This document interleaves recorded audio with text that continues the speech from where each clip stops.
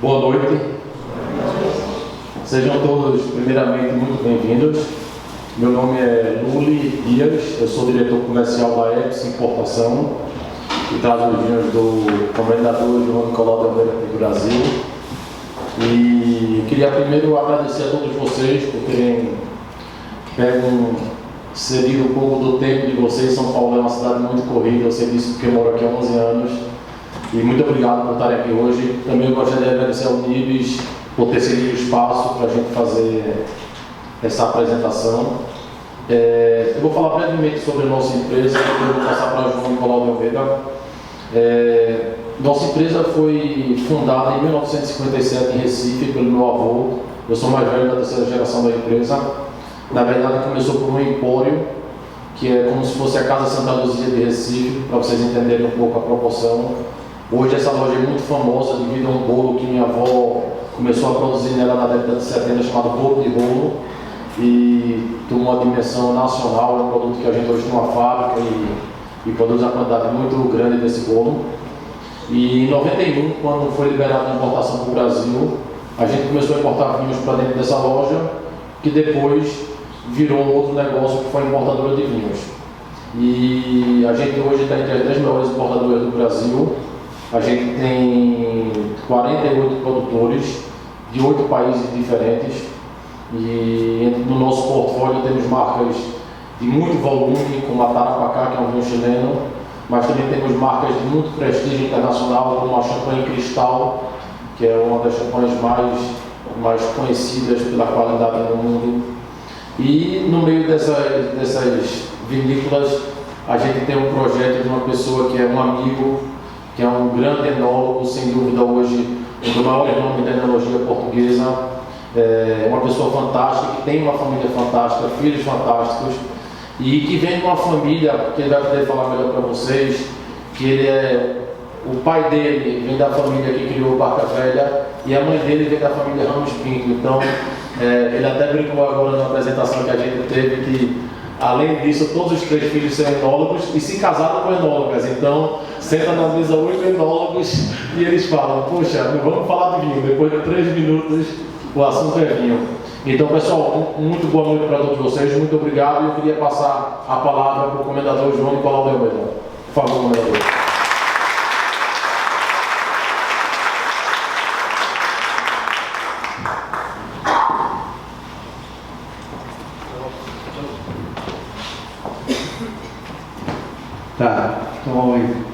Boa noite e muito obrigado por virem aqui ouvir contar a história do Douro. Primeiro queria agradecer ao Luli e à EPS por proporcionarem esta apresentação, e ao Unidos, que eu não conhecia, portanto passei a conhecer a instituição cultural, e sempre vivi neste mundo cultural, e acho que o vinho também faz parte da cultura humana desde há muitos anos. Portanto, obrigado a todos. Então vou tentar contar uma história do Douro. Passa um bocado para a minha história, porque já lá estou há bastantes anos, não é? E teve uma evolução que eu vou tentar aqui explicar e mostrar, e o que é o Douro, e o que é que se passa, e onde é que estamos. Portanto, vamos começar com isto. Vou-me pôr, talvez, do lado para... Ora bem, estamos aqui: vinho e vida. Isto é o nosso signo da empresa que formei com os meus filhos, mas vamos tentar dar primeiro um panorama do Douro. Portanto, o Douro, história. O Douro, a região do Douro é uma região muito antiga. A região já há 2000 anos, portanto, o geógrafo grego Estrabão dizia que havia vinhas no noroeste, do leste de Portugal, portanto, na zona do Douro. Portanto, não é uma coisa recente. Depois, no século XII, no século XII, a Ordem de Cister portanto, século XII é a fundação de Portugal. E o primeiro rei de Portugal veio da Borgonha. Os homens de Cista, os monges de Cista, vieram da Borgonha também. E eram homens que traziam sempre a vinha com eles.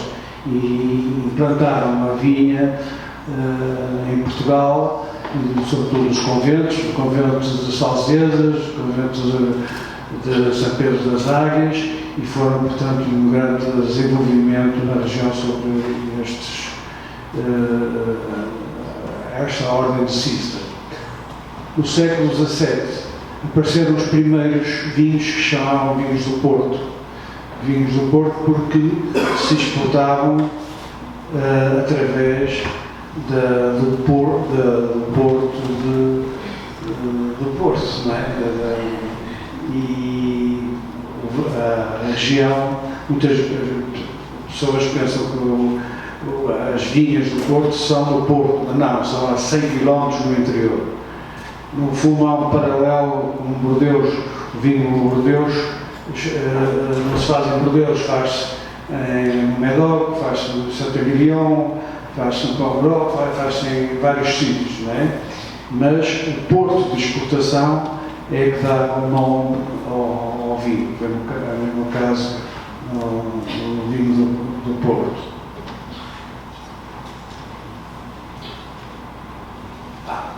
Só ao contrário. 1703 está certo. 1703 foi um tratado que fizemos com os ingleses e em que os ingleses importavam o vinho do Porto e nós exportávamos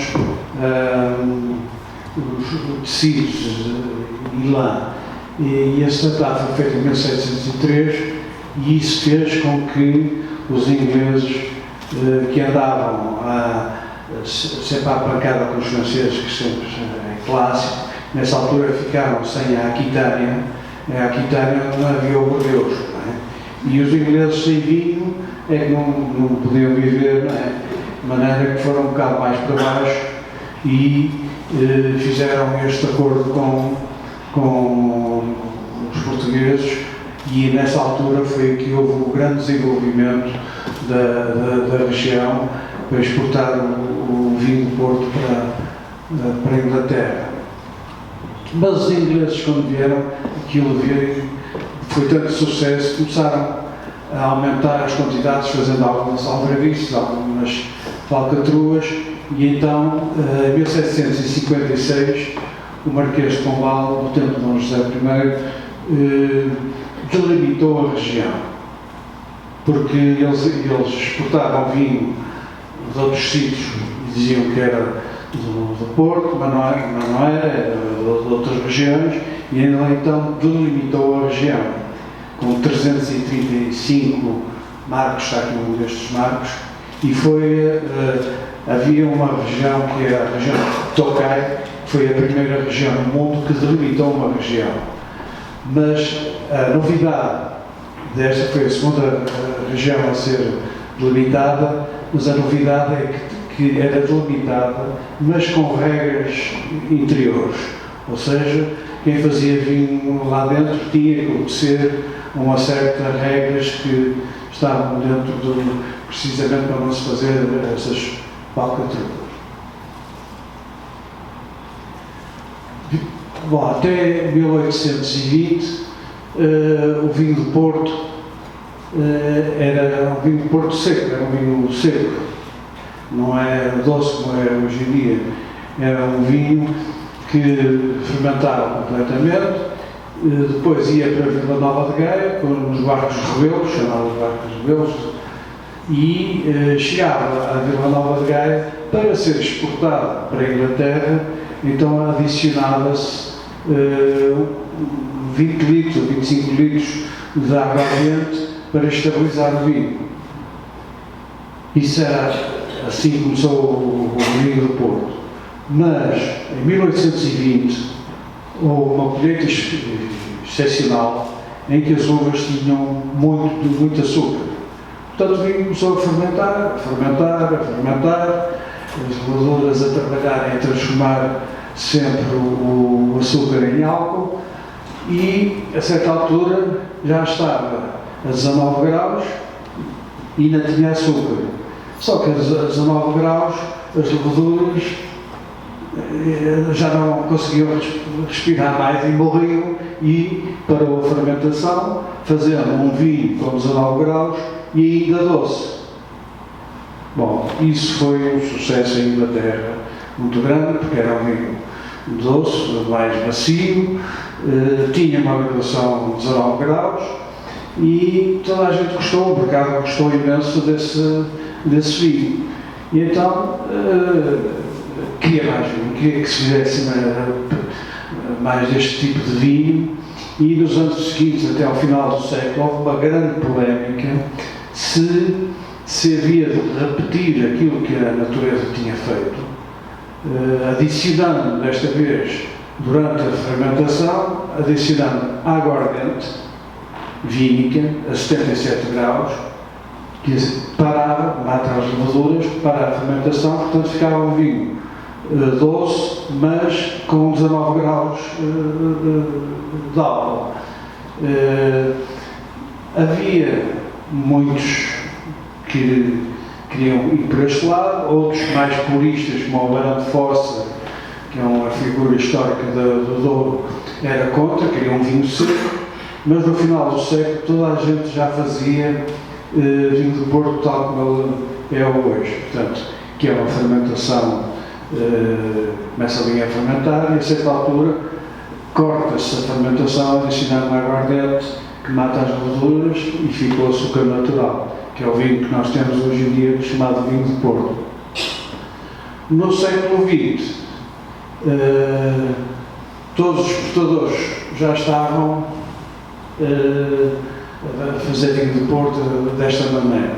No século XXI começou a aparecer o vinho seco do Douro novamente,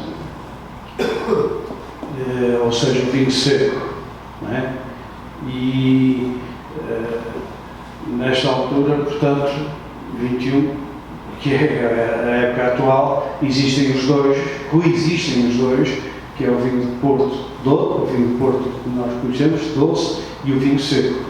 Há estes dois tipos de vinho que veio dar uma animação e uma rentabilidade às vinhas do Douro muito grandes, porque no vinho do Porto nós só podíamos fazer uma quantidade em função do ano e que o organismo oficial determina. Vocês podem fazer na região, digamos, 20 mil pipas de vinho, e fazia-se as 20 mil pipas para vinho de Porto, mas o resto ia para destilar. Portanto, as mesmas uvas que faziam o vinho muito bom, uvas iguais, iam para destilar a um preço muito baixo. Portanto, isto veio rentabilizar as quintas do Douro e veio permitir que o Douro se desenvolvesse. Agora vamos falar no território. O território da região do Douro, devido, enfim, à sua monumentalidade, que não sei se os presentes conhecem a região, eu sou suspeito, mas é uma região fora de série, é uma região muito difícil, mas aquilo ou se gosta muito, ou se vem, fecha a porta e vem embora, nunca mais dá apetece ir, porque aquilo não há estradas direito, é tudo curvas, e ou se está a subir ou se está a descer, de maneira que aquilo é uma região muito difícil, mas tem uma beleza fantástica, e em 2001 foi classificado de paisagem cultural a nível mundial. Toda a região hoje em dia está protegida de construções, enfim, de qualquer maneira. É muito difícil fugir, enfim, estragar a região que está protegida, infelizmente que está, porque para meter os municípios todos de acordo ao longo do rio é muito difícil, não é? por causa de interesses diferentes, mas desta maneira ficou ligado a toda a região e ficou salvo, digamos, de ser estragado.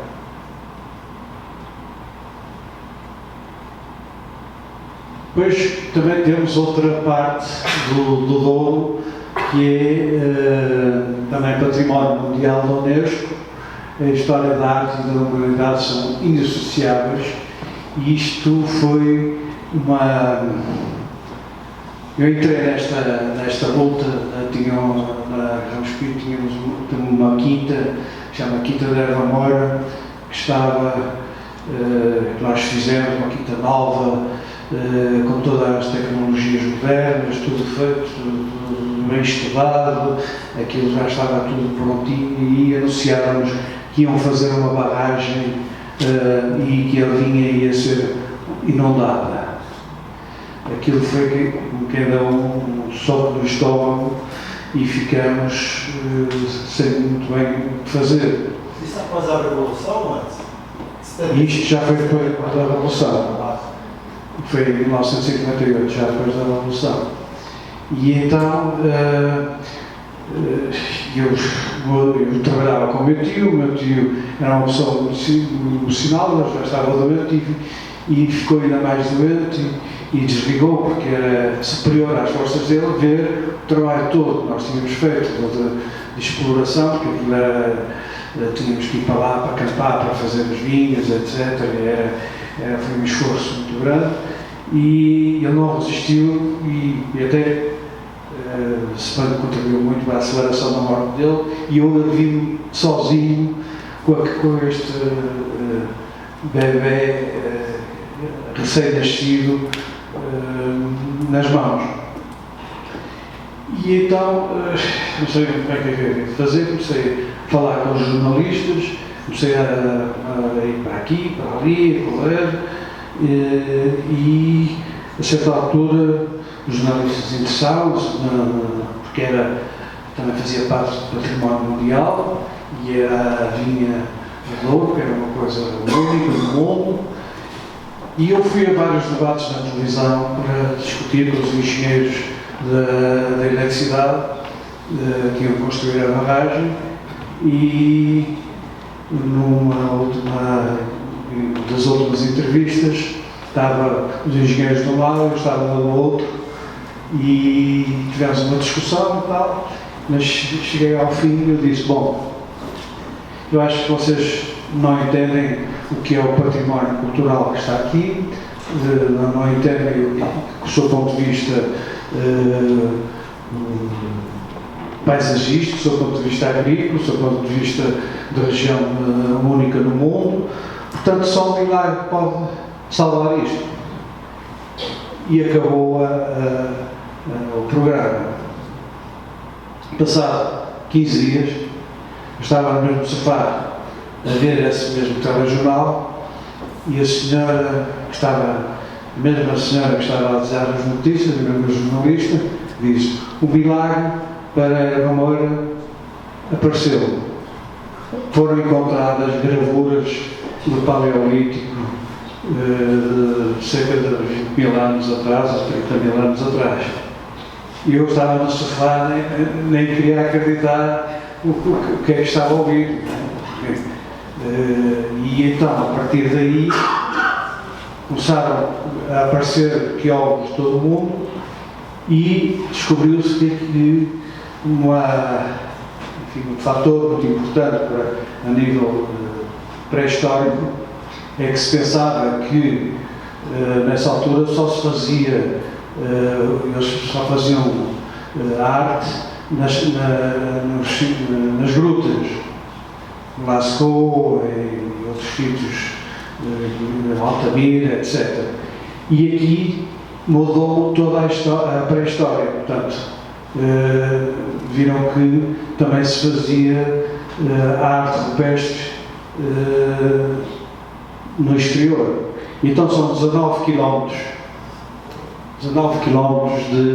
de gravuras ao longo do rio Coa, onde nós tínhamos a quinta. E discussão para cá, discussão para lá, não se fez a barragem.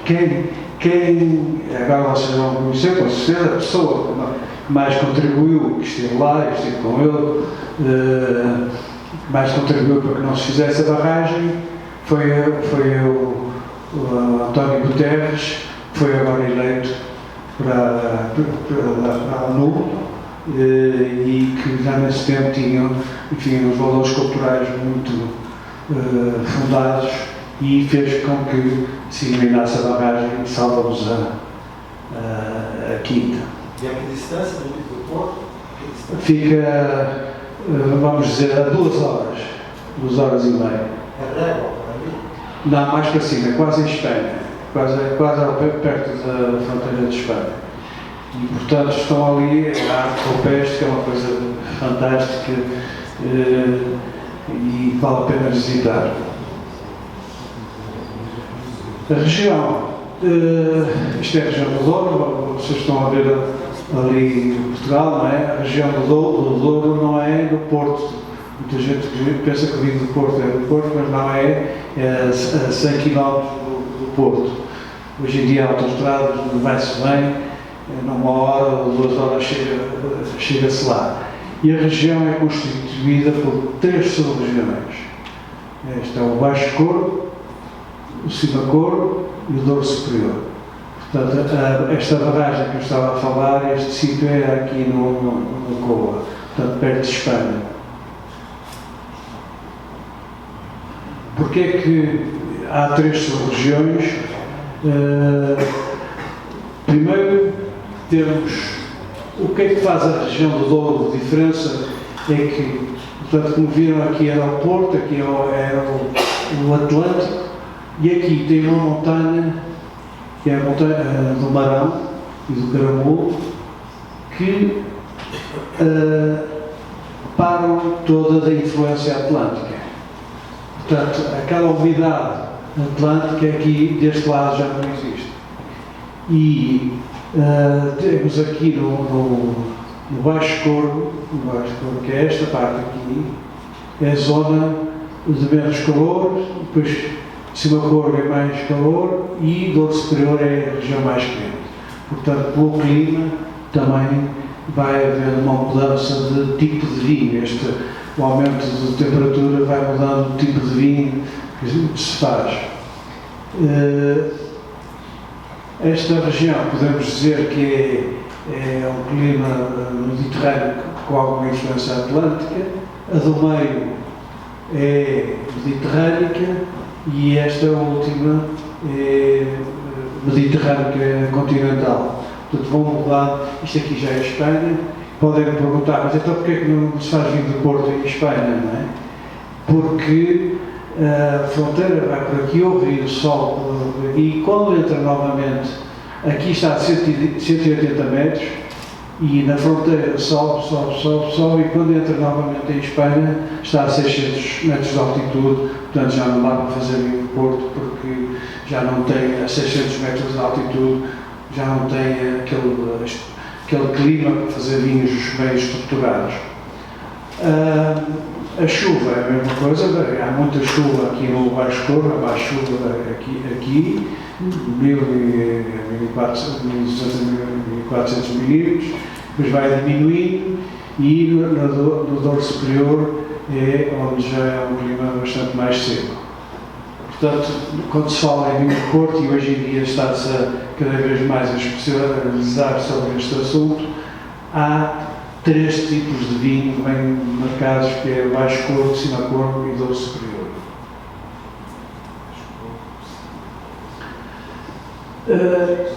Esta coisa de fazer vinho do Porto aqui, que como viram já se fazem há 2000 anos, é uma loucura, a gente não percebe porque é que as pessoas ainda lá estão. Eu mesmo por isso pergunto muitas vezes, mas então porque é que nós estamos a fazer vinho, vocês vejam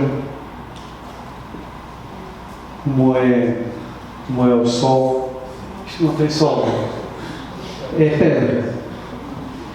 E para se fazer vinho tem que se partir esta pedra 1,5 metro de profundidade para fazer terra. e depois fica a pedra partida, não é? E só ao 5º ano é que as raízes voltam a entrar na rocha-mãe outra vez, e só a partir do 5º ano é que se faz vinho do Porto, porque ao 5º ano elas entram na rocha-mãe e a rocha-mãe é que guarda a água para alimentar a planta que está cá fora cheia de calor, mas vai até 25, 26 metros de profundidade buscar a água. Portanto, isto é uma região, isto era feito, todo o Douro foi feito, a maior parte, é um ferro do monte, 8 quilos, pontiagudo, espeta-se na rocha, na fissura da rocha, dá-se um balanço e sai uma pedra grande. Depois vinham 4 homens com os martelos partir essa pedra. Isso é um trabalho louco. Evidentemente, hoje já não se faz assim, faz-se com máquinas, mas faz-se assim com máquinas há 40 anos. Tudo todo foi feito assim à pedrada, não é? Feito à paulada, não é? E porquê é que se faz isso? Eu talvez explique daqui um bocado, mas quem chega aqui e diz, então isto é inclinado, é subir, só tem pedra, é seco, é frio, porquê é que vocês não vão para um sítio um bocadinho mais fácil fazer o vinho? E a resposta que eu dou é que quando a gente começa a explorar aquilo, é como uma mina, quando a gente começa a procurar, há sempre uma resposta. É como quem encontra uma pepita de ouro e depois quer mais, e depois quer mais, e vai dando, e o esforço é sempre compensado. Há uma resposta. Portanto, a pessoa fica amarrada para toda a vida. Eu tenho a minha família há 6 gerações amarradas àquilo, ou seja, à paulada para fazer aquela a vinha, mas quando sai o produto que nós queremos é realmente uma alegria, uma satisfação enorme. A vinha também é uma dificuldade porque durante as 2 guerras as vinhas, o Douro, a região foi abandonada, não havia estradas, aquilo ficou ao abandono e então a viticultura perdeu-se. O conhecimento da viticultura perdeu-se. As pessoas deixaram de ir ao Douro, só estavam lá as pessoas, os viticultores mesmo que não tinham contato com os vinhos e, portanto, o conhecimento proliferaram. Hoje em dia temos cerca de 100 variedades de uvas diferentes, que hoje em dia também é uma riqueza. Nós ouvimos falar no vinho de Bordeaux, é o Cabernet Sauvignon, o Sauvignon Blanc, há 2 ou 3 castas. Vamos para a Borgonha, é o Pinot, e também há 2 ou 3 castas. Nós ainda temos, devido ao nosso atraso, ainda temos 100 variedades de branco e tinto, que é uma riqueza única no mundo. Portanto, ainda há muito para explorar nessa zona, nessa área. Bom, vinificação de vinho Porto, como já falámos há bocado, portanto, é meia fermentação, portanto, sobretudo, antigamente, há 20 anos atrás, era tudo feito, costumo dizer, a pedal, não é? Mas agora, como há falta de pé de obra, não é? Fazemos robôs que ajudam, enfim, mas os vinhos topo, ainda são feitos assim, não é? E para extrair essa qualidade, tem que se macerar para extrair esta qualidade. A melhor maneira para extrair tudo é com o pé macio, não é? E não estraga e não rasga, digamos, a pele e as bebidas, portanto não dá gosto dos herbáceos e vegetais e sai tudo que é bom. Portanto, os vintage e os grandes tónicos para envelhecer ainda são feitos assim. E depois há o armazenamento, que há diversas formas de fazer. Claro que já há um misto de tradição e um misto de inovação. Portanto, fermenta 3 a 5 dias, ao fim de 5 dias mete-se a água ardente a 77 graus e as levaduras já não trabalham mais com a adição desta água ardente, e para a fermentação. Portanto, por isso é que o vinho do Porto é doce, ainda tem aquele açúcar natural, não é açúcar adicionado, é um açúcar natural, e tem 19 graus, porque adicionando o grau que foi fermentado, mais o grau da água ardente, o vinho do Porto, na média, tem 19 graus. Depois da paragem de fermentação, então se constituem os blends, as misturas dos vinhos, as categorias dos vinhos a fazer, que eu vou mostrar mais à frente, e depois vai envelhecer ou em madeira ou em cimento, conforme a aceleração que nós queremos dar ao envelhecimento. Se queremos que seja um vinho que vai envelhecer devagar, vai para a madeira. Se queremos que envelheça, devagar vai para cimento. Se formos que envelheça mais oxidado, vai para os chamados malceiros. Quanto tempo é média? Quanto tempo? É média. Bom, isso é uma pergunta muito difícil, porque o vinho do Porto é de uma dificuldade de entender, que eu digo coitado do consumidor para perceber o que é o vinho do Porto. Mas eu trabalhei com vinhos das gerações anteriores, vinhos foram envelhecendo das gerações anteriores, trabalhei os meus vinhos, fiz os meus vinhos e agora deixei para aqueles que vierem agora a seguir. Portanto, é um blend. E depois há as categorias, há 10 anos, 20 anos, 30 anos, e é isso que iria passar a mostrar. Portanto, conforme o tipo de vinho que se quer fazer, nós temos o branco, que vem, evidentemente, de uvas brancas. Só no branco há o branco seco, 3 anos, meio seco, também 3 anos, e doce. Só no branco há aqui seco, meio seco e doce. E o reserva. Portanto, isto são envelhecidos em madeira. São vinhos para envelhecidos que têm uma certa oxidação. Não é um vinho tinto que precisa de redução do vinho.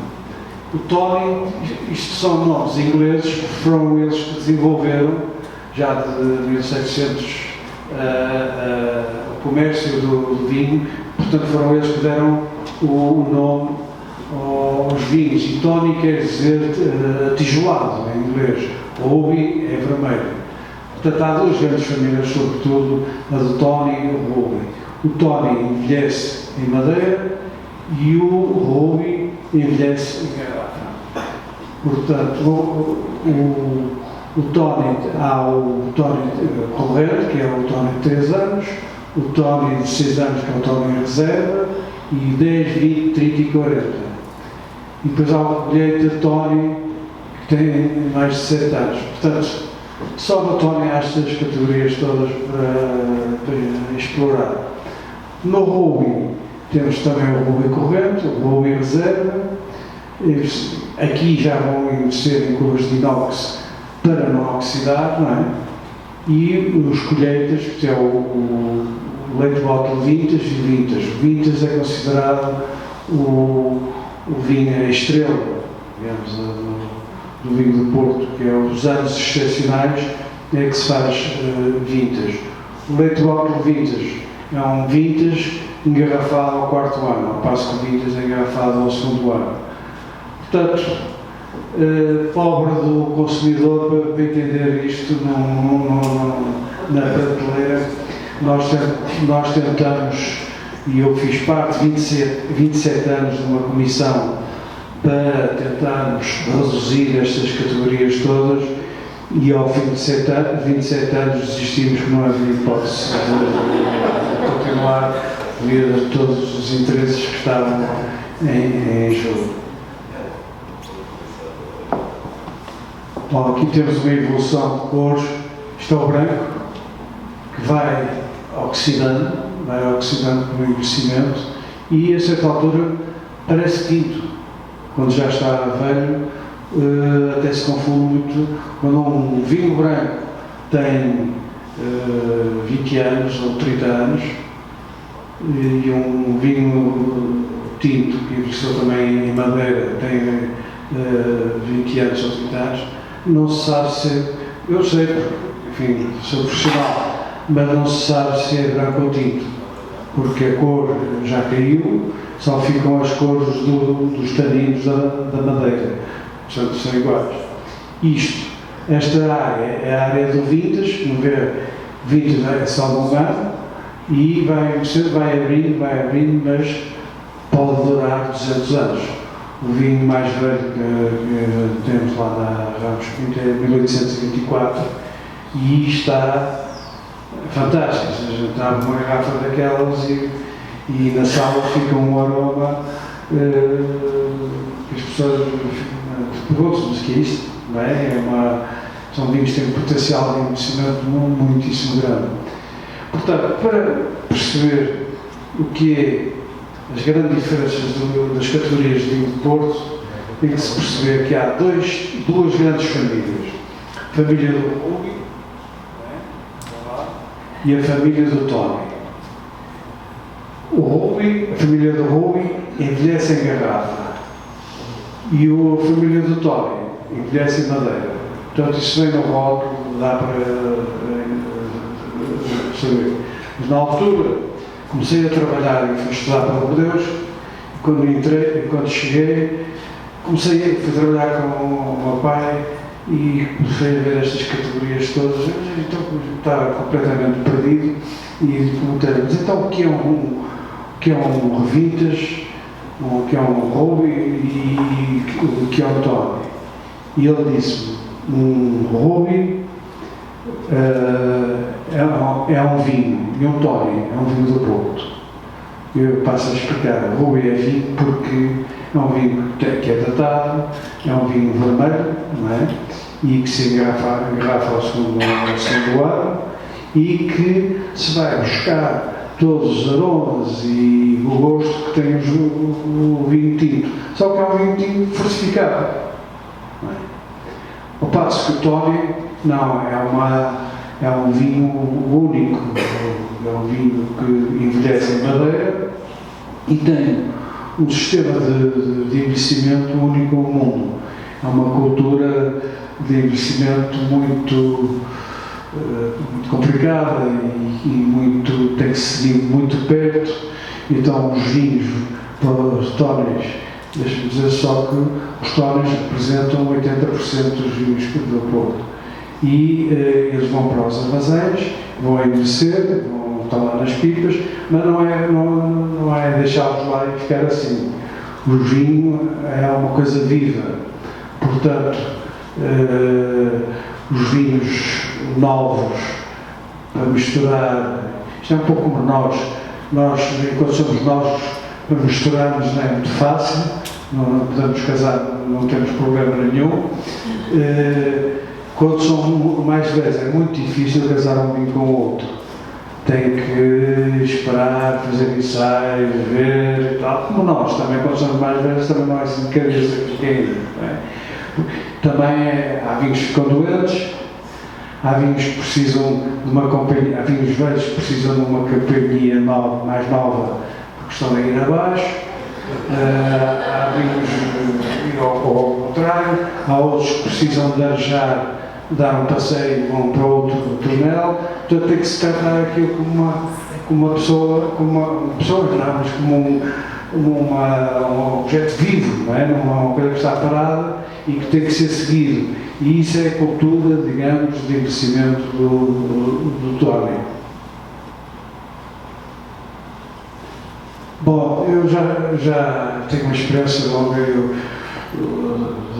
vinhos e vou passar aqui 40 anos, desde que comecei a trabalhar profissionalmente, de certo modo, acompanhei este desenvolvimento recente do Douro. Como já disse, eu venho de 2 famílias de vinho, a família Ramos Pinto, que foi a que introduziu o vinho do Porto no Brasil. Foi fundada para exportar para o Brasil, que era o vinho Adriano, que nessa altura o vinho do Porto não se chamava vinho de Porto, era de tal maneira forte a marca que era o Adriano. As pessoas mais idosas, mais velhas, com certeza se lembram disso, e todos estes rótulos foram agora este rótulo aqui, está aqui o Brasil, não é? E aqui uma senhora, e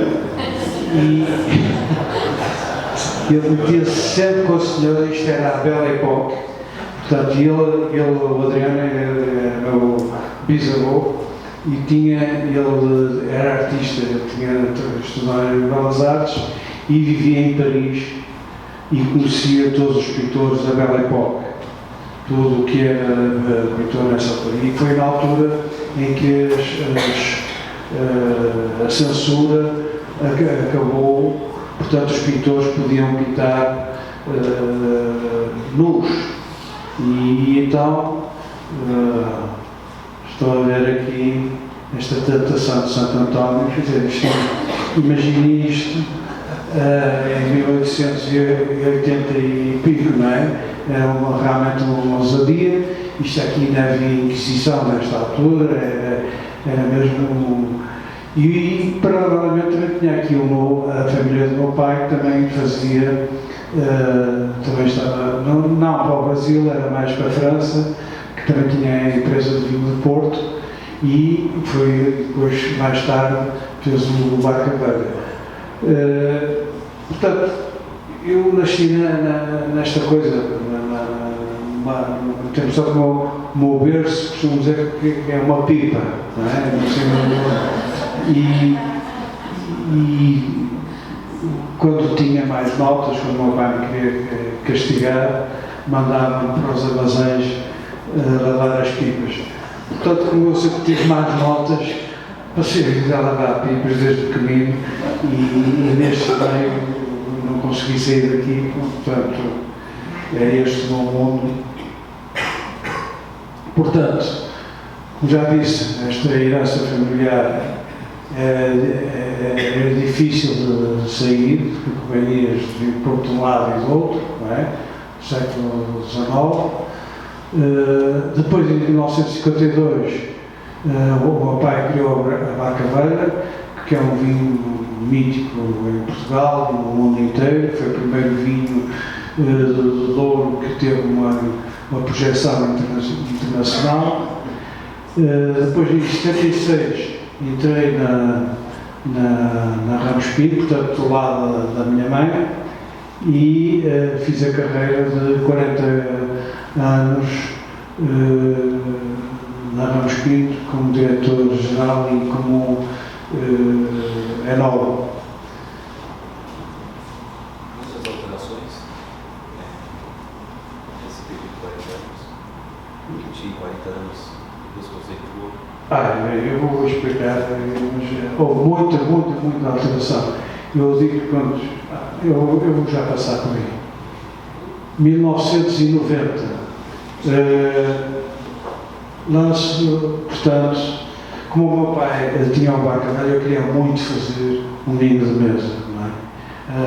Ramos Pinto, nessa altura, só tinha vinho do Porto, e então, como eu tinha, propus, vamos fazer um vinho de mesa, e então nasceu um novo vinho do Douro, 2 Quintas.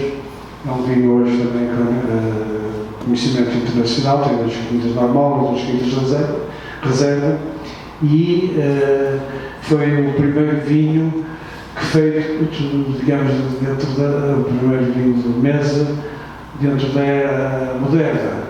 Ou seja, os outros, o Barca Velha e os outros que existiam eram feitos tradicionalmente, poucas garrafas, eram 3.000 garrafas, 4.000, no máximo, assim uma coisa. Isto foi um projeto já comercial com um nível internacional, em que no primeiro ano saíram 80.000 garrafas para Portugal e para exportar. Portanto, isto veio dar uma grande chicotada na situação do Douro. As pessoas começaram, ao princípio, criticaram muito, fazer tanta garrafa, para quê? E isto vai competir com o vinho do Porto, mas hoje em dia toda a gente está a fazer vinho de mesa e foi uma mais-valia para a região.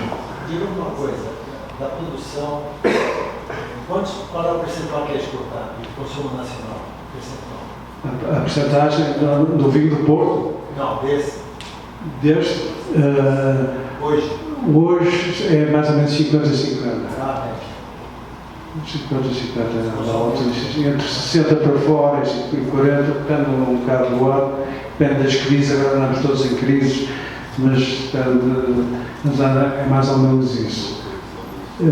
Nós fazemos, na Ramos Pintos, fazíamos 1 milhão de garrafas deste vinho e 1.300.000 de vinho do Porto, portanto é mais ou menos isso.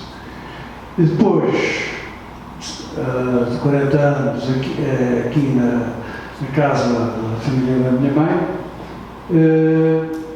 resolvi, não é reformar, que se aposentar, resolvi aposentar e ligar aos meus filhos, porque comecei a reparar que eles eram todos enólogos, foram todos para Bordeaux, também como eu, vieram para Portugal, conheceram enólogos em Bordeaux, trouxeram-nos para Portugal, de maneira que é tudo enólogo. Em minha casa, mais ou menos, se não é enólogo, está dentro do assunto também. A minha filha não é enóloga, mas é que trata dos enólogos, não é? Porque os enólogos depois descontrolam um bocado com o vinho e é preciso alguém pôr a ordem na casa.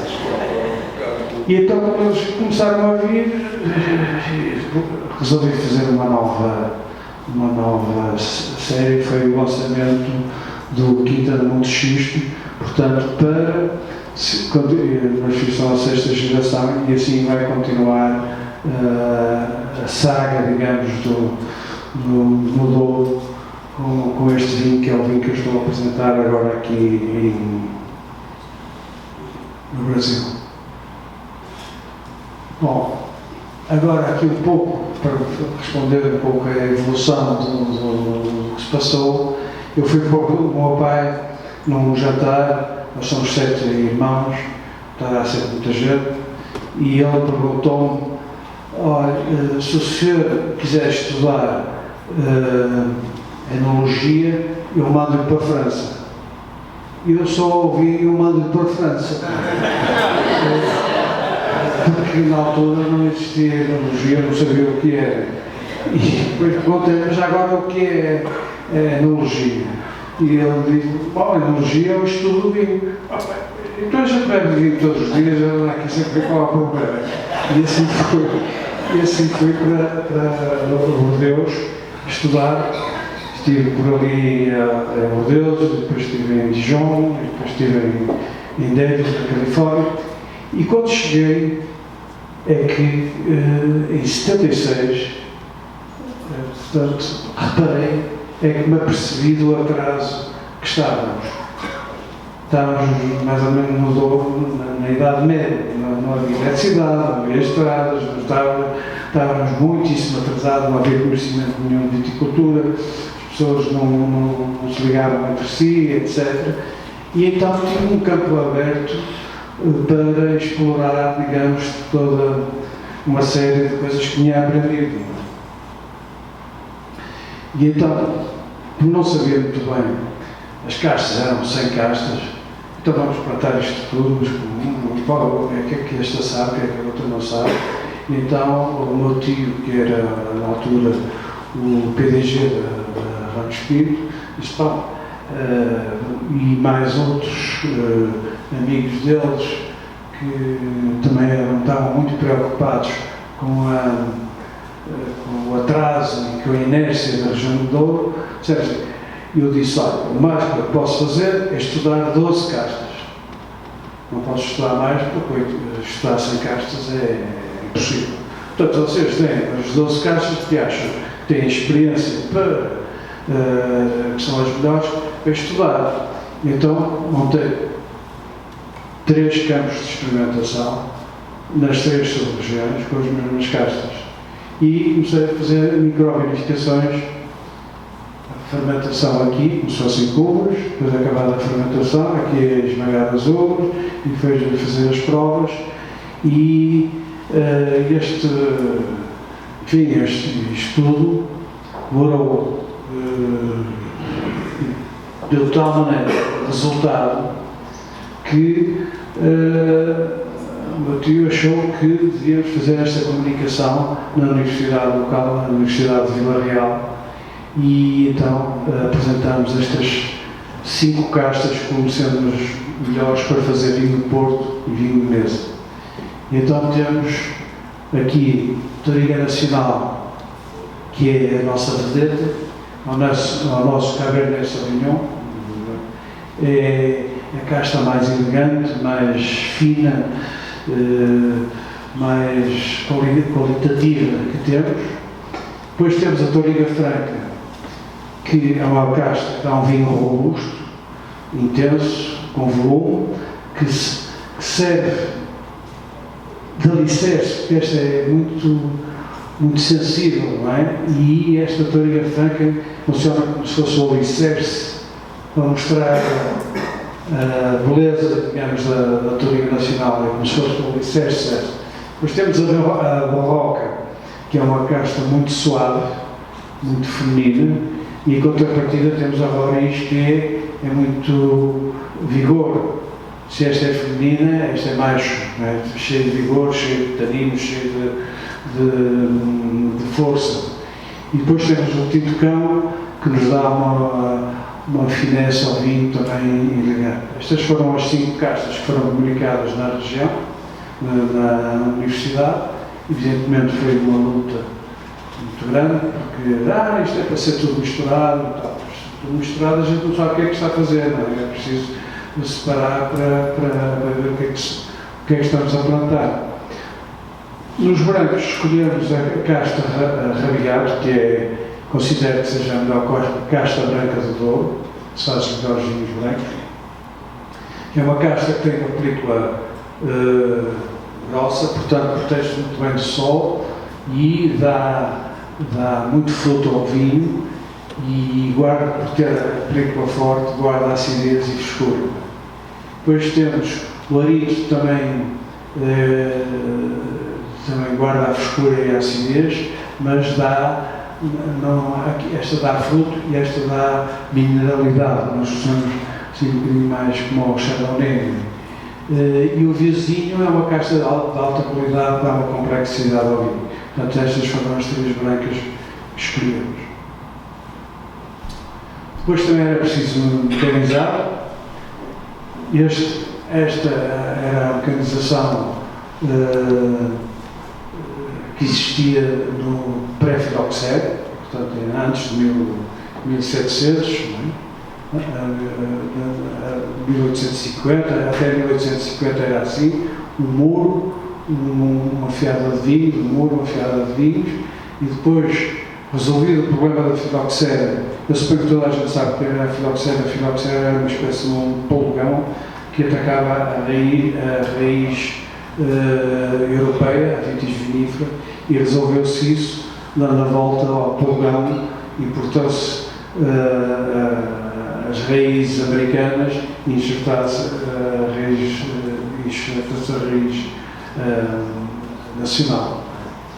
Depois, a mecanização, em que se fizeram terraços e 2 fiadas de vinho e trator passam ao meio, depois também só com uma fiada, terraços, mas nós introduzimos esta, em vez de estar a plantar segunda horizontal, plantamos segunda vertical. E isso foi a pior parte da minha vida, porque durante séculos a plantar assim e depois plantar assim, o pessoal disse: não pode ser, é too much. E então teve que. E eu também fiquei cheio de medo e passei noites e noites e dias a ver o que é que se passava, se havia problemas, mas infelizmente foi uma boa solução e nós hoje em dia plantamos sempre a vinha ao alto. Aqui tem, portanto, os terraços antigos, os socalcos, não é? Os patamares, mas isto foi tudo feito à mão, não é? Estes já foram feitos a caterpillar, aquelas máquinas, e depois aqui a vinha ao alto, que é a tal quinta da Erva Moura que eu vos falei, que era para ser inundada. Está aqui o Rio Có, o Douro estava ali, a barragem era para ser aqui e inundava isto tudo. E como veem, isto já tem, as videiras já têm cores diferentes, porque já foram plantadas com talhões de castas diferentes, de variedades diferentes, portanto já estava organizado. E daqui nasceu, portanto, os resultados, os 2 quintas brancos, tinto e reserva, que estavam plantados já com estas castas novas e com estes modos de plantação, e portanto saiu este vinho que veio dar um impulso muito grande ao que nós chamamos hoje de New Douro. São as casas todas, depois começaram a fazer também vinho de mesa. Hoje não há nenhuma casa de vinho de Porto que não faça vinho de mesa também. E agora chegamos ao meu projeto final, não é? Que vou andando. Eu pensava que me ia aposentar, mas tinha comprado em 93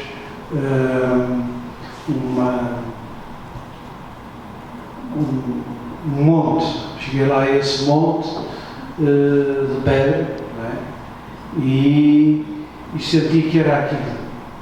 Tive ali uma percepção que era aquilo, era ali onde eu ia ser enterrado. E fui comprado, porque aquilo estava tudo em parcelas pequeninas. Demorou quase 12 anos a fazer os 40 hectares que tenho hoje a quinta. E em 2003, em 2005 chegam os meus filhos, novos, estão aqui. Tem um bocado mais cabelo que eu. Normalmente eu também tinha cabelo, mas agora passei para eles. Se pode ter sul. E fiz o desafio. Olha, vocês, eu invisto e vocês arregaçam as mangas. Dá para andar para a frente. Se vamos a isto. E então em 2005 começamos a plantar. A quinta foi um sítio especial, porque foi nessa altura que, em 93, que vi que esta coisa era diferente, porque vem com o rio que vai sempre de este para oeste, exceto aqui, corre norte para sul e aqui. A nossa quinta está aqui. Portanto, temos o norte e o sul no mesmo sítio, na mesma quinta. O passo ao longo do rio, para ter o norte e o sul, precisa ter uma quinta deste lado e outra deste lado. E isso é muito difícil, ter uma quinta como estas duas. Com o Barcavena. O Barcavena fica precisamente no sítio em que também o rio corre de sul para norte, como aqui. Barca Velha, também para variar, era da minha irmã e do meu cunhado. Está tudo. Isto é uma máfia total.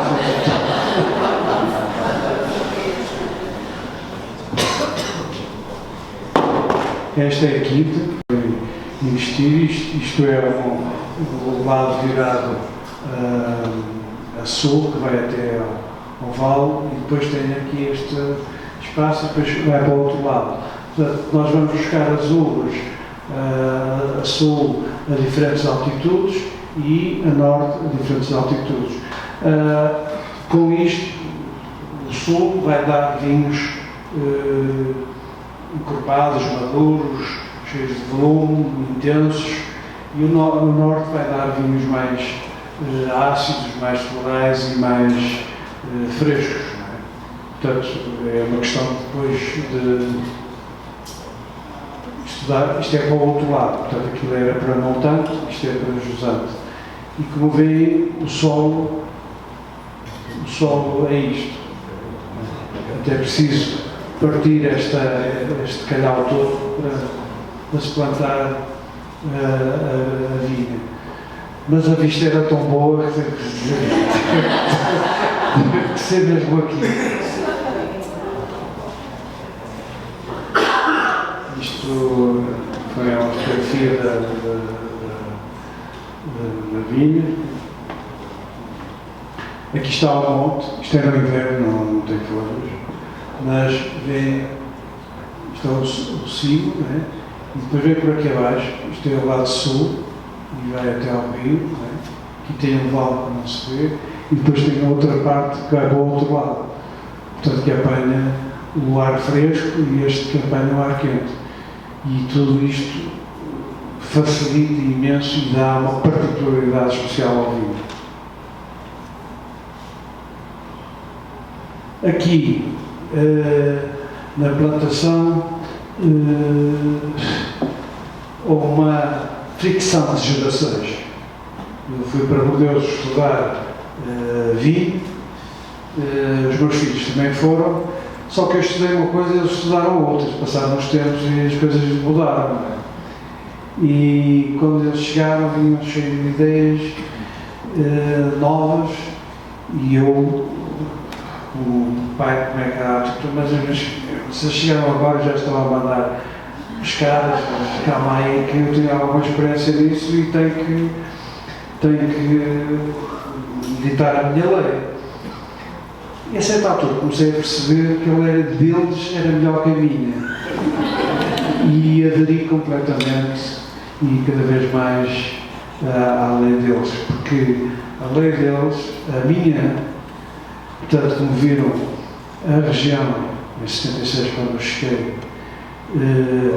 estava na Idade Média, e eu trouxe a parte científica que trouxe o Bordeaux para a região. E, portanto, a minha área foi aquela área de mecanização, foi a área de escolha das caixas, dos proteenchetes, aquelas coisas mais primárias, não é? E eles já, com a ciência que aprenderam lá, já voltaram para o tradicional, usando a ciência. Ou seja, vou explicar, passaram a ter cuidado com a biodiversidade. Eu estava a fazer com a máquina, arranjar o terreno para plantar, e estava um zimbro no meio do terreno, e a máquina ia de tal abaixo, e aparecem os meus filhos, não está nada abaixo, não sei o quê, não sei o quê, se está abaixo, então o trator vai dar a volta à árvore, e eram discussões assim deste género.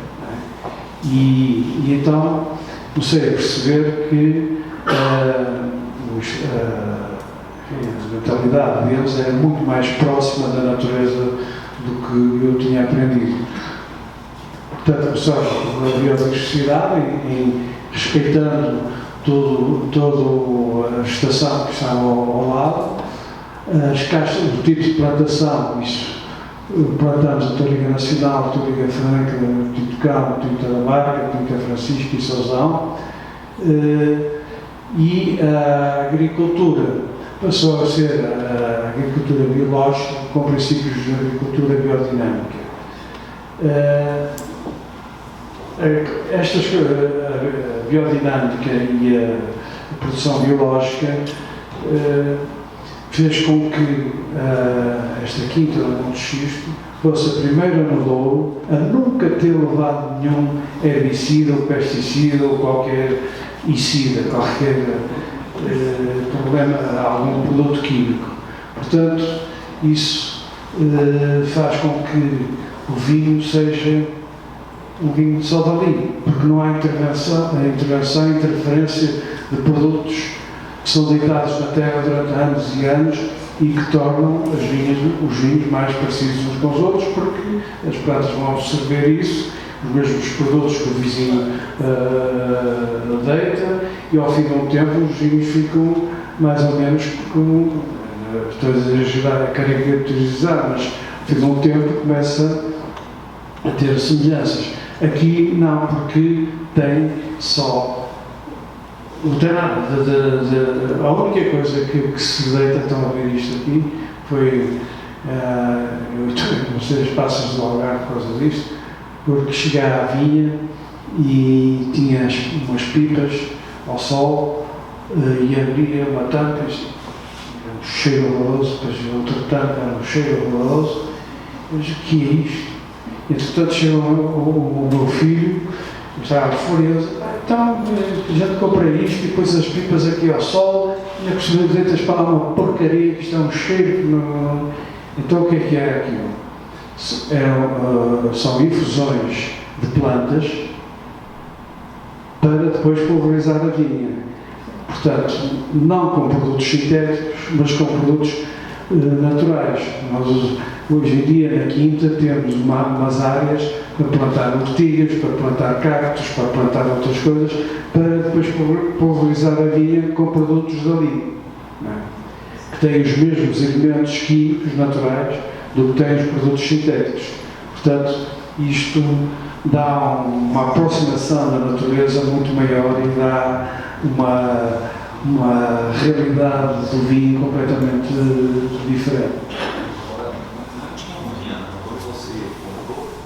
Não tinha nada, era só um monte de pedra, era um monte de xisto. Você plantou tudo isso? Exatamente. Tive a loucura de fazer uma coisa dessas, mas eu acho que é melhor ter esta loucura de pôr o banco e passar 15 dias já não há dinheiro para ninguém, com esta crise toda que está, e ao menos tive o prazer de ver que continua, digamos, a saga do vinho na família. O primeiro ano de produção, como foi? Primeiro ano, bom, aqui comprei em 93, o primeiro ano foi em 2011, porque como o vinho é feito na vinha, 100% na vinha, é preciso perceber muito bem o que é que se passa na vinha. É preciso saber provar as uvas, estar habituado a ver se as uvas daqui, o que é que sabem, o que é que não sabem, o que é que estas uvas vão dar, o que é que não vão dar, e foram estes anos todos até 2011 a estudar isso. E só em 2011, quando achamos que já tinha a qualidade top que nós queríamos fazer, é que lançamos só 3.500 garrafas. Nós vamos pela vinha e vamos a provar a uva, e é aí que fazemos o vinho, é ao provar a uva. Provamos, vamos pela fieira abaixo das uvas, vamos os 4, provamos, estamos sempre a falar, e dizemos, aqui pode-se cortar, aqui para, mete uma marca, e depois estão para aí 5 metros ou 10 metros que não se pode cortar, porque as uvas não estão bem por qualquer razão, e depois começa outra vez. Portanto, é uma micro vindima, não é? E que cada ano vai aumentando porque vamos conhecendo melhor as uvas. Portanto, em vez de fazermos o vinho na adega, como se faz na roda, fazemos o vinho com as uvas, na prova das uvas. E aí é que está a grande diferença portanto, de fazer o produto biodinâmico ou produção biológica. Isto, portanto, estão a ver aqui, as pulverizações que nós fazemos não matam a vegetação natural que existe, porque aquilo são produtos naturais, portanto fica na vinha, e isto é ao solo. Quando vem terra arável, não chega a um palmo, não é? Depois é preciso quebrar isto tudo. Isto depois tem vários socalcos e a gente vai fazendo os nossos jantares ali, refletindo e meditando sobre o que se passa ali. E aqui está o primeiro, portanto, o vinho, que tem este logo que era da empresa do Nicolau Almeida, meu pai, que foi fundada em 1871. Nós adotamos isto e chamamos de Quinta de Monte Xisto, porque era um monte xisto, não é? E depois aqui são as fissuras do xisto e as gerações da família a fazer vinho. Isto aqui sou eu a provar.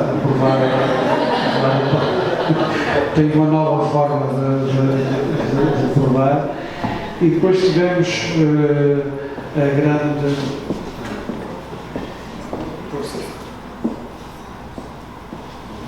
Tivemos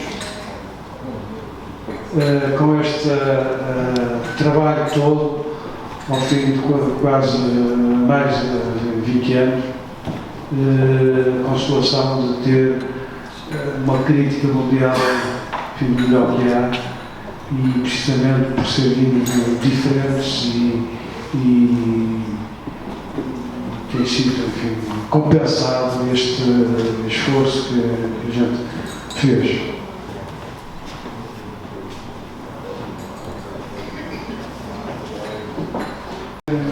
É uma brincadeira.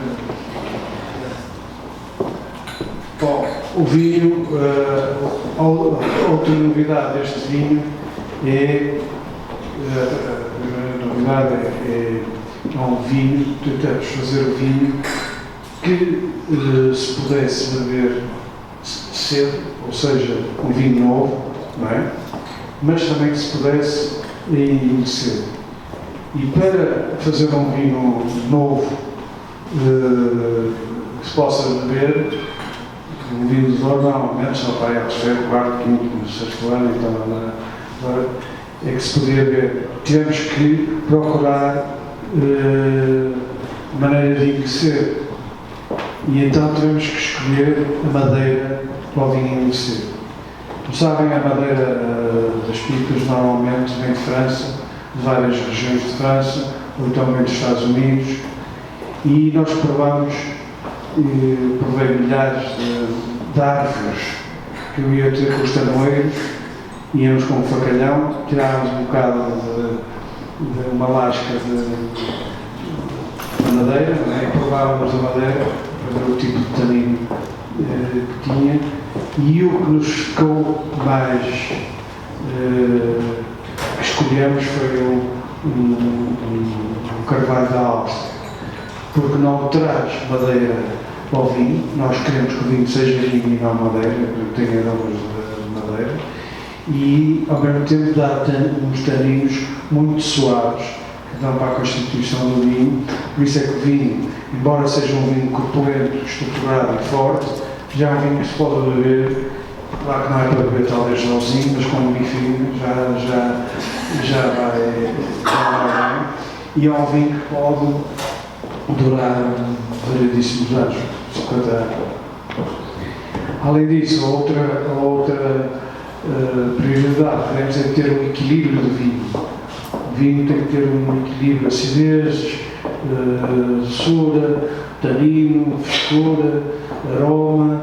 O vinho tem que, para ser um bom vinho, um vinho que entra, que desde o olhar para o vinho, cheirar, meter na boca e o final, tem que ter uma linha contínua.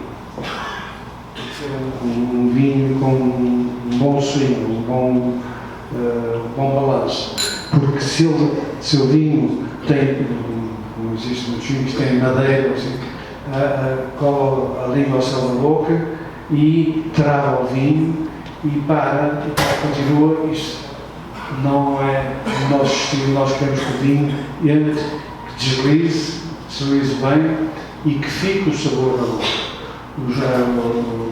A melhor maneira de ver se um vinho é de alta qualidade é ver o tempo, depois de beber o vinho, ver o tempo que ele fica na boca, o sabor na boca. E isso é que vai definir os grandes vinhos. Uma das coisas que define os grandes vinhos é isso. Portanto, é o que nós tentamos fazer e é isso. Mais ou menos. E não sei se querem fazer alguma pergunta, sim. Em Portugal, o senhor vende, ele é comercializado no supermercado, no continente? Não. Como é que é a distribuição? Em Portugal? Em Portugal, nós temos um distribuidor, não é? E este vinho em Portugal está entre 50 a 60 euros. É um vinho top. E o Barca Velha está na faixa de quanto? Bom, o Barca Velha tem uma coisa que é... Produção limitadíssima. Não é por isso. Como o senhor compra, tem 2 sacos de senhora, por exemplo. Um é do Louis Vuitton e o outro é da esquina do Zé.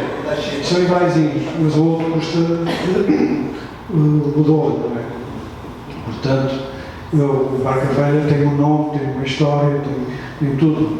É um vinho ótimo, é evidente, mas tem que ser bom. Mas o preço paga-se pela imagem, a marca que eu tenho.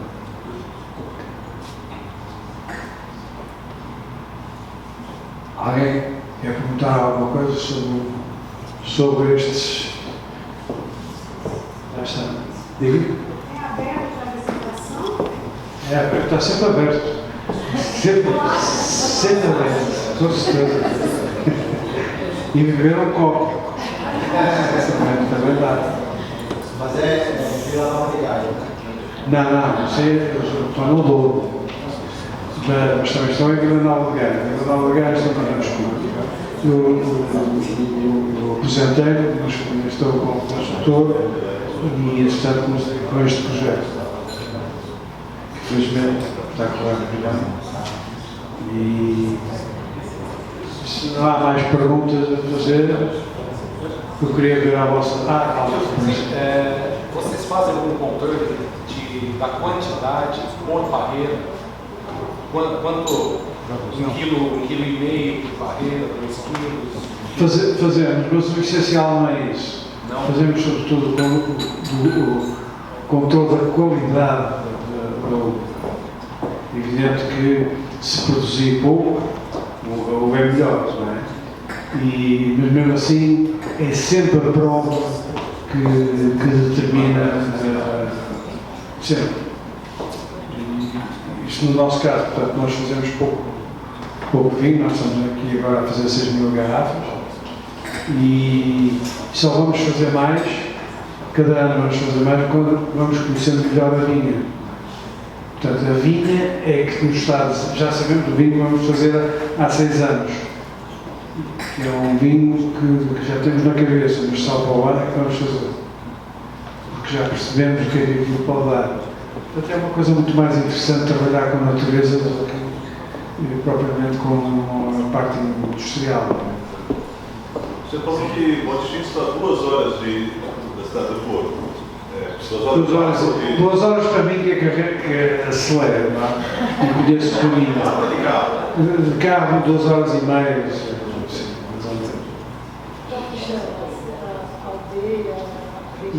É Vila Nova de Frascoa. É na última parte do Douro, quase perto de Espanha. Mais próximo da Espanha? E a ideia dessa quinta não era produzir vinho no Porto, assim, focar mais no vinho. A vinha o dirá. Nós estamos a estudar, a ver se vamos fazer vinho do Porto ou não. Para já, não. Estamos preocupados com isso. Mas talvez aqui tem espaço para fazer tudo.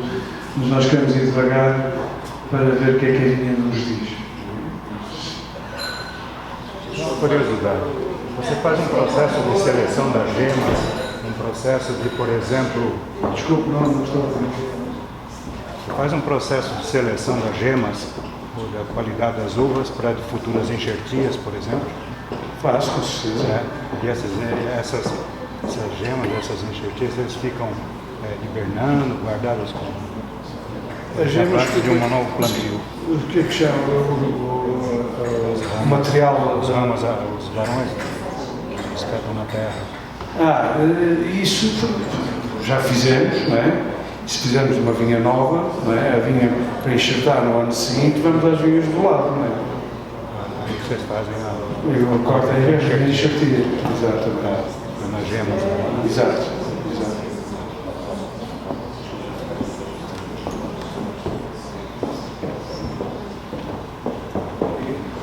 O senhor está fazendo vinho branco também? Ou não? Isso foi uma discussão familiar. Se deu original, e dissemos que só daqui a 3 anos para o ano vai ser o outro vinho tinto que estamos a pensar, daqui a 3 anos o vinho branco. Vai ser sempre que é isso? Sim, vai ser. Portanto, há este projeto, vamos devagar, não é? Aquilo é preciso ter muita paciência. Se vai ocorrer, dá outro tipo de vinho. Não há outro tipo de vinho. Ou seja, não estou a vir. Sim, já está plantado. Nós fazemos as uvas que nós não usamos para fazer este vinho, vendemos as uvas. Portanto, procura os vizinhos, nos compram as uvas, ainda tudo outra. Mas cada vez nós fazemos mais até cobrir a vinha toda. Mas é preciso estudá-la primeiro.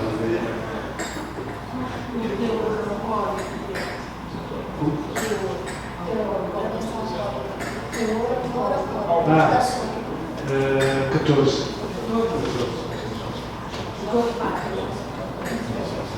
Bom, isto tem que ser um vinho de ouro, tem que ser forte.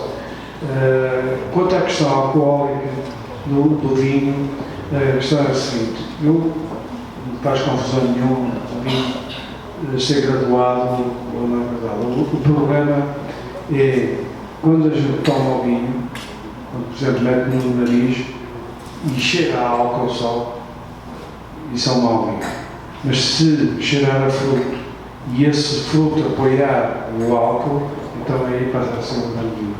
Todos os grandes vinhos, Ramonés, Pontis e todos estes, são todos na hora de 14, 15 graus. Os grandes vinhos mundiais são todos assim. Você tem vários tipos. O leite, na verdade. E este? É um blend de 3 castas. 3 castas. Tem a Toriga Franca, que é para dar o alicerce, a força, a potência do vinho. Tem a Toriga Nacional, que é a vedeta, que dá floreado e o aroma do vinho. E tem o Sousão, 5%, que é uma casta um bocado rústica, mas que vai dar uma banana ao vinho e de vigor e de chique. Vai fazer um balanço no vinho para não ficar moado, assim, coice. Você está com essas 3 raças. E as outras 3? As outras é que irão talvez dar um outro vinho.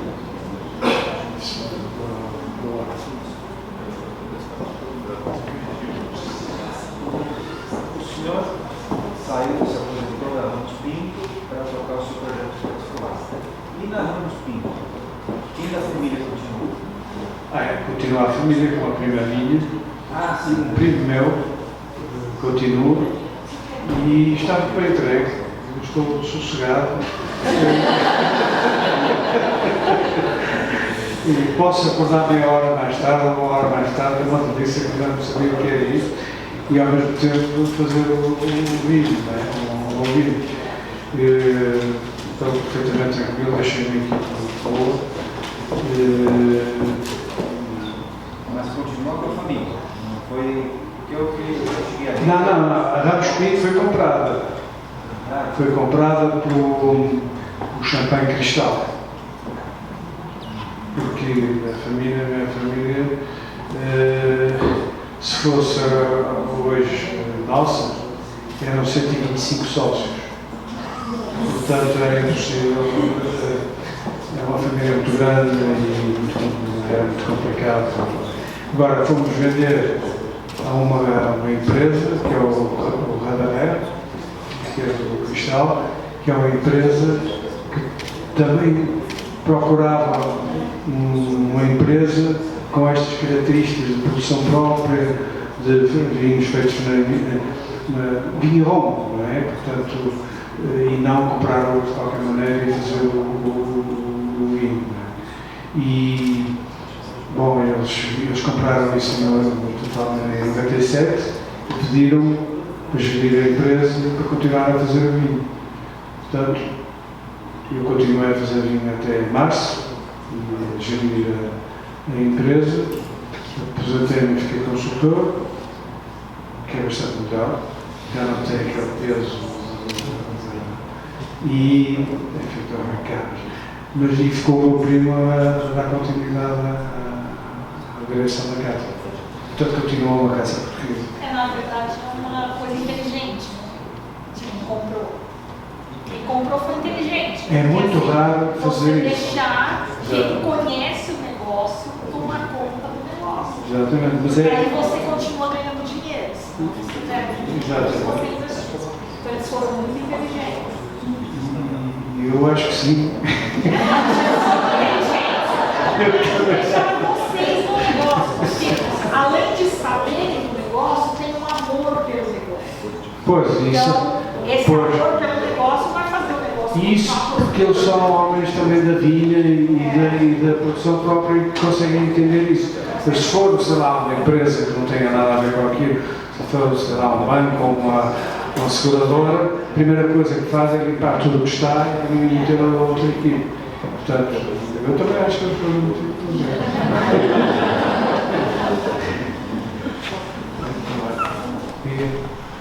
O senhor falou que escolhe as vinhas e faz a seleção das vinhas de acordo com o ponto que elas se encontram. E aquelas que não são momentaneamente escolhidas, se faz com... Bom, atualmente fazemos vendemos as uvas. Não estamos a utilizar a vinha toda, não é? Vendemos as uvas. E o que estamos a fazer é essas uvas que não estão ainda como a gente quer, ou não são aquilo que a gente está à espera, já estudamos outro vinho para usar essas uvas. E já sabemos, já temos na mente o vinho que vai ser. Já fizemos quantidades pequeninas, vamos estudando, e essas uvas que não entram neste plano vão servir para fazer outro tipo de vinho. Para aproveitar ao máximo do que a vinha dá aqui, o que dá ali, vinho de parcela. Para não misturar tudo na panela e fazer, assim fazemos a especificidade de cada sítio e de cada lugar.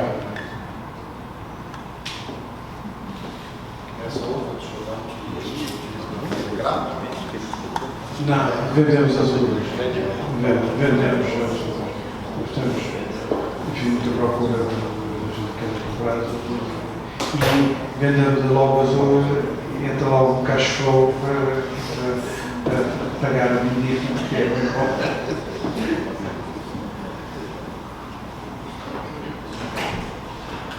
Está tudo entendido? Já.